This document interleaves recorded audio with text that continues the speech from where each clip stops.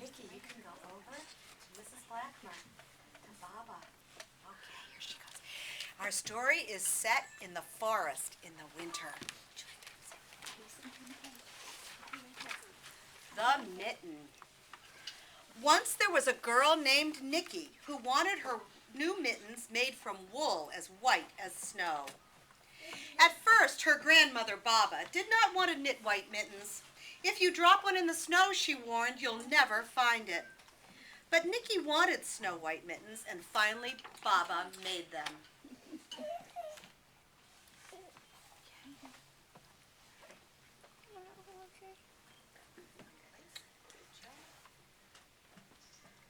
After Baba finished, she said to Nikki, "When you come home, first I will look to see if you are safe and sound, but then I will look to see if you have your snow white mittens." So off Nikki went, and it wasn't long until one of her new mittens dropped in the snow and was left behind.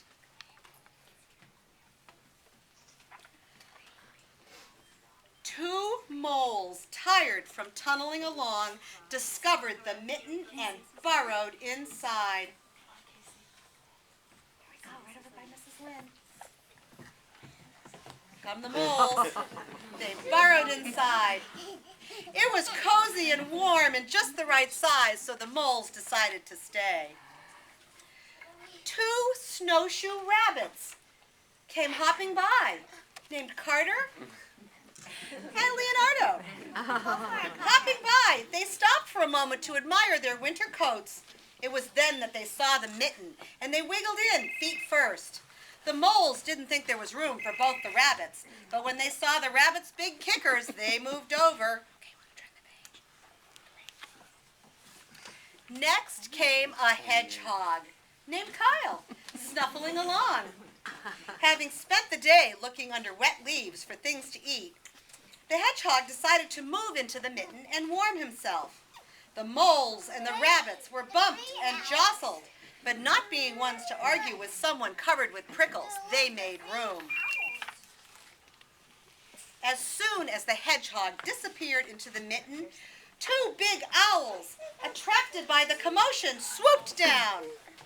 When they decided to move into the mitten also, the moles, the rabbits, and the hedgehog grumbled. But when they saw the owl's glinty talons, they quickly let them in. Who's the mouse?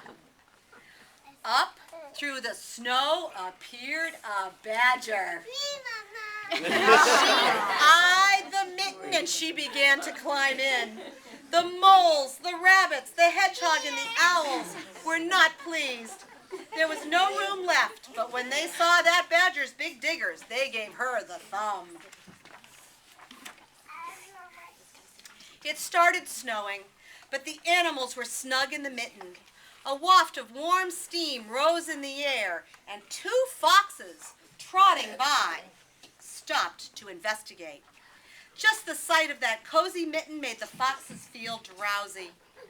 The foxes poked their muzzles in, and when the moles, the rabbits, the hedgehog, and the owls, and that badger saw the fox's shiny teeth, they gave them lots of room. A great big bear lumbered by. He spied the mitten all plumped up, and not being one to be left out in the cold, the bear began to nose his way in. The animals were packed in as tightly as could be, but what animal would argue with a big bear? The mitten swelled and stretched. It was pulled and bulged to many times its size, but Baba's good knitting held fast. Along came a meadow mouse, no bigger than an acorn. She wriggled into the one space left and made herself comfortable on top of the big bear's nose. The bear, tickled by the mouse's whiskers, gave an enormous sneeze. Ka-choo! The force of the sneeze shot the mitten up into the sky and scattered the animals in all directions. They did, didn't they? They all went everywhere. Did. On her way home, Nikki saw a white shape in the distance. It was her lost mitten silhouetted against the blue sky. As she ran to catch her snow-white mitten, she saw Baba's face in the window. First, Baba looked to see if Nikki was safe and sound, and then she saw that Nikki still had her new mittens. The end.